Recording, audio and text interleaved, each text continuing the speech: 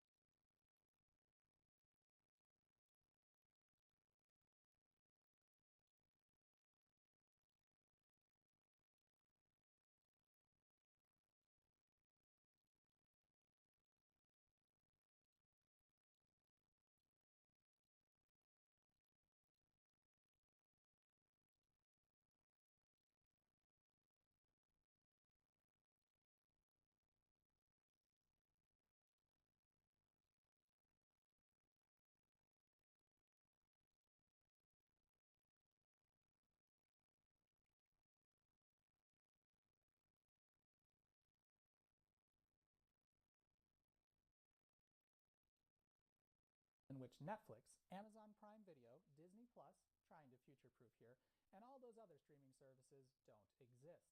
It's a desolate landscape, I know, but thankfully, video rental stores existed to help you through these trying times. And, well, actually, Netflix did exist at this point, but they were still only mailing DVDs to you. How quaint. But you know what's annoying about video rental stores? You have to take the disc back to them, or mail it back. What a hassle. I mean, needing to go back to the store and giving them the thing which I borrowed back? How inconvenient. I mean, it's not like I'm gonna just go back and rent another thing. Now I have to go out of my way to return my copy of Shrek 2. Ugh. But what if there were a way that I could rent a movie and not have to bring it back? Don't you mean buy the movie? No, I mean what if I could somehow bring home a DVD which will only work for 2 days after I open it, and then it breaks itself. All the savings of renting with the convenience of buying. I'll take $600. This rather bizarre idea did actually happen. It wasn't a huge success, and I'm going to argue that's probably a good thing, but in the early 2000s there was an idea to put a clever spin on optical disc technology. Some of you might be thinking of DivX, an earlier modification of DVD by Circuit City, which was a more technical solution involving special players that phoned in to a central server to verify whether any specific disc could be played or not. You could then upgrade your disc at an additional charge to be playable after the rental period, or even upgrade it to a so-called DivX Silver disc, at which point you effectively owned that title. Ain't that some dystopian DRM right there? But we're not talking about that. Instead, we're talking about something else. After DivX had proven itself a failure, a little company called FlexPlay Technologies decided to try that concept again and began to market what they initially called EZDs. These were completely compliant DVDs that would work in any DVD player, but that were made with a chemical component that would effectively destroy the disc after 2 days of being exposed to oxygen. The idea was that you could buy these discs in a store for about the cost of a rental, and since they were sealed in airtight packaging, they wouldn't break down until you decided to watch it. You could then watch the film an unlimited amount of times within 48 hours, after which point the disc would blacken and become unreadable. And of course, I have one of these discs right here. It almost certainly does not work, but we will try it just in case. That's right, I haven't opened this yet. We're gonna do it together. I moved you a bit closer so we can do this together. What's that doing here? Anyway, let's open the package. I'm using a knife like a responsible person. I'm cutting towards me. So this is just very basic paper packaging in shrink wrap. Very user-friendly. And inside we find a little package with some information and our disc. This might possibly work, but we will see. This is really, I will say, you would need scissors to open this. Or some sharp object like a utility knife.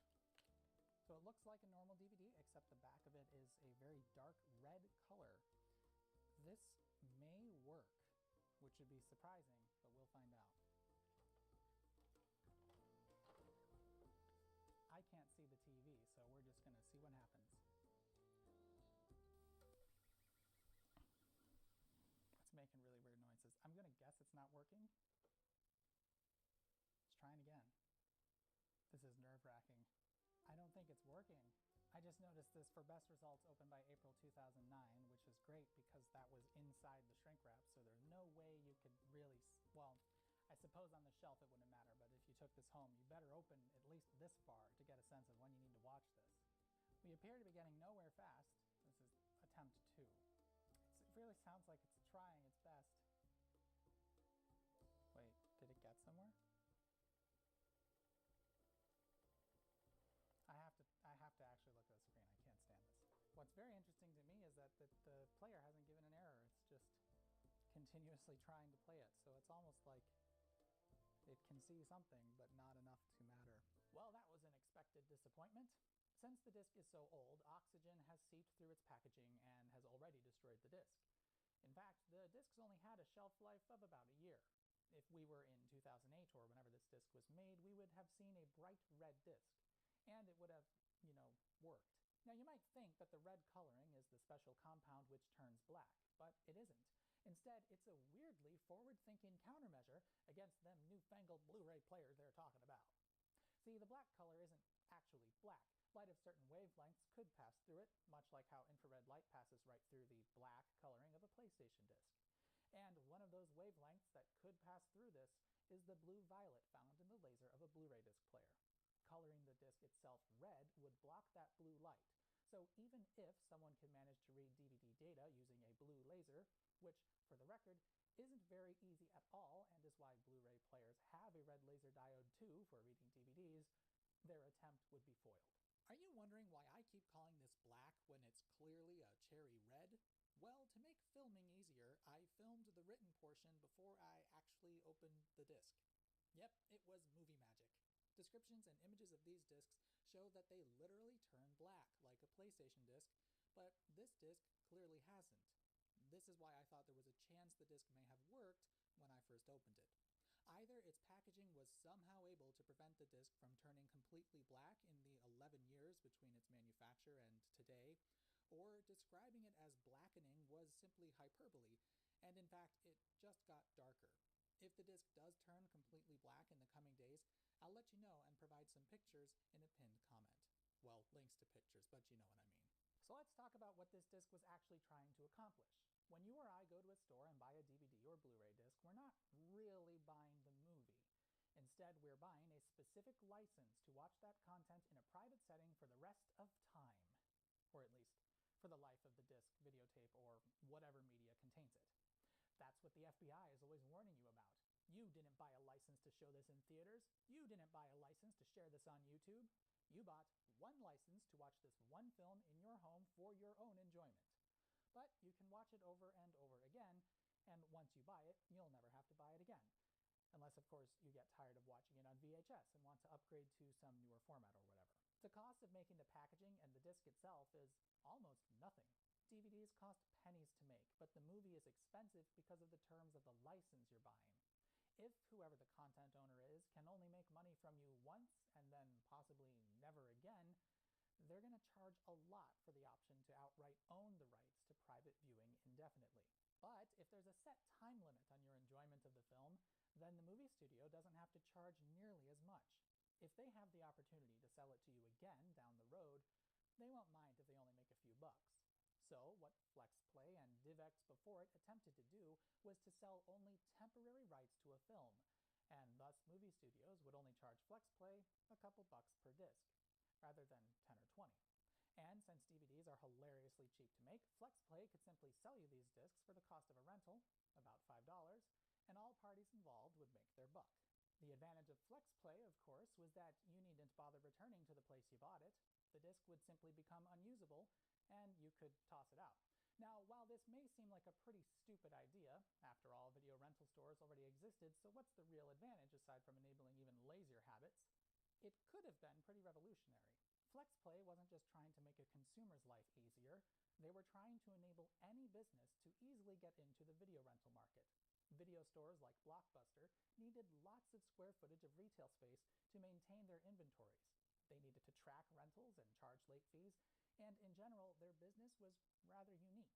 A grocery store probably isn't going to want to take on all those hassles just to make a few extra bucks. But since FlexPlay didn't require you to return anything, stores could simply sell them like any other product. Any retail establishment, from grocery stores to gas stations to office supply stores to hardware stores, could easily get into the video rental market. Simply set up a FlexPlay display, order some movies to sell, and watch your profits soar. Except, of course, that didn't really happen, did it? FlexPlay discs were first tested in 2003 with a small handful of Disney titles, and the test was a resounding failure. First of all, let's be honest, this is a weird product. You'd think that the failure of DivX would have been a warning that this ain't gonna work. And even in 2003, Billboard was skeptical of the product and thought it would create a lot of market confusion. They were pretty correct, as the test ran for only a year before the product was pulled. A large part of why it failed was due to pressure from environmental groups. Disposable DVDs don't sound like a great product to catch on. While it is of course possible to recycle the discs, for the test run, FlexPlay didn't seem to be that interested in figuring that part out. And of course, needing to return to the store where you bought it to recycle the disc kinda defeats the purpose.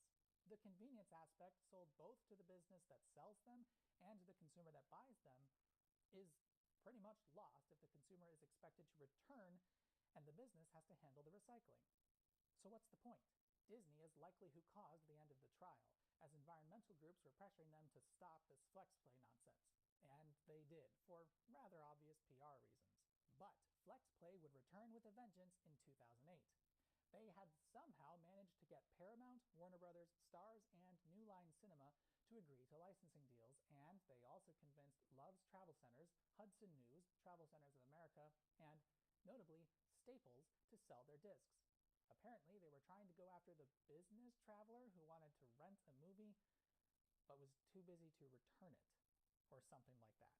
To try and alleviate concerns from the environmentally minded, they partnered with a company that recycles techno-trash to provide recycling bins at places that sold the discs, which again defeats the purpose, and they also would allow you to print out a free shipping label to return the disc for recycling, which again defeats the point. And now you've printed something to ship it back to be destroyed. Apparently, FlexPlay did offer free return labels during the original trial run, but really, the whole thing did seem rather stupid. If you're going to mail it back, you might as well use Netflix and the disc can then be enjoyed by dozens of people, rather than one. If you have to return to the store, you might as well go to a video store and rent it there. Or you can just throw it out and be okay with the wasted plastic. And then, of course, there's this little company. Ah yes, that one. The product that lets retail establishments get into the video rental business without taking on any of the hassle, which allows its customers to return the rentals to any of the machines which are purposely placed in front of everyday businesses to maximize convenience. The product that costs a small fraction to use compared to buying a FlexPlay disc with only a small convenience penalty, or if you were of the mind to recycle your FlexPlay disc, no convenience penalty at all. But I'm sure FlexPlay will do just fine. Well, it didn't. At a cost of $4.99 to $5.99, the product didn't make sense at all. Remember that Netflix discs were only $10 a month at this point, and that was for an unlimited number of rentals. Well, unlimited aside for the turnaround time of mailing it back. As long as you rented just 2 things in a month, Netflix comes at the same cost or less of FlexPlay. And of course, you could keep the disc for a week and not, find that it destroyed itself. Redbox rentals were still $1 per day, so if you wanted to go that route, you could rent a movie for 1/5 the cost of a FlexPlay title. And thanks to their positioning in front of convenience and grocery stores, you would probably have a reason to go back and return it anyway. Plus, Redbox does give the retail establishment a commission for letting them use the space for a machine. So regardless of how icky throwaway polycarbonate frisbees may seem to you from a waste perspective, it also, frankly, just doesn't make sense at all. FlexPlay was pretty much the worst possible way to rent a movie at the time. If, perhaps, things went to their plans and loads of bored business travelers stuck in airports decided to pop for a movie from Hudson News, then maybe this would have worked. But I just don't think that was really a viable market to begin with. If it was, you'd think Redbox would be in airports, since you could just return the disc when you get home.